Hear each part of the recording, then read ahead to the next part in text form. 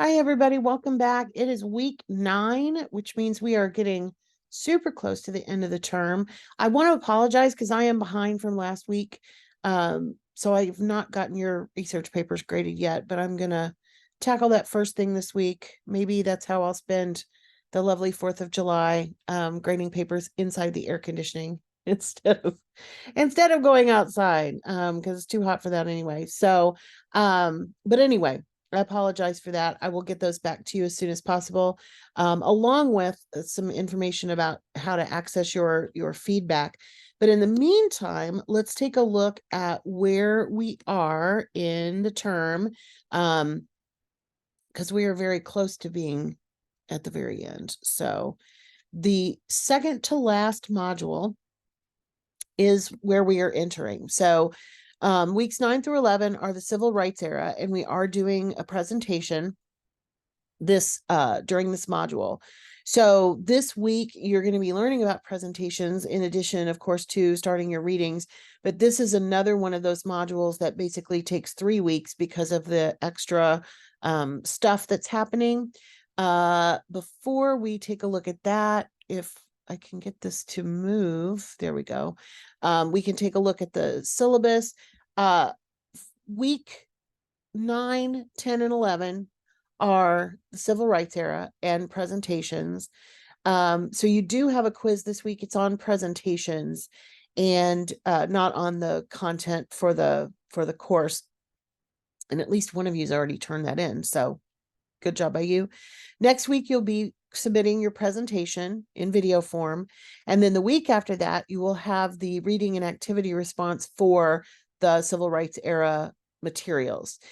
After that, we only have the contemporary period. You do have one more research paper that you're going to write. So as soon as you get your feedback on the first research paper, you may well go ahead and get started with that one. Get it out of the way as soon as possible, because of course there's only 2 weeks left. And then finals, technically the course ends on August the 10th. We don't have we do have a final exam, but it is very much like the quizzes in the sense that you are going to be able to use your books and notes and all the other wonderful things. So nothing to get too stressed out about there. So let's take a look at what's going on in Module 5 in terms of the materials. You do have, of course, a weekly lecture as usual. And then this is a guide to presentations. This is a handout, I guess is the best way to put it, that I developed for all of my classes. And really, anytime you have a presentation to do, this will be helpful to you. So make sure you check that out. It will also help you do good on the quiz. So do that. And then you have the normal readings. So we've got another chapter from the Patton book. And then Richard Wright, Ralph Ellison, and James Baldwin, who are some of the best known African-American writers in the early 20th century, but kind of bleeding into the civil rights era. Sometimes you see them included in the Harlem Renaissance, but they're kind of at the tail end of that. And so moving into the next period. And then, of course, a name that you're already familiar with, Martin Luther King Jr., somebody you may not know as well, but you may have seen this play. You may have seen it talked about a few years ago. There was a production of it for television, starring Felicia Rashad and a very famous person that you know, Sean Combs, also known as P. Diddy. The best version of the play, A Raisin in the Sun, was created in the 60s, starring Sidney Poitier. And I do highly recommend that in addition to reading the play, that you take a look at a video version of it. Plays, of course, are meant to be seen.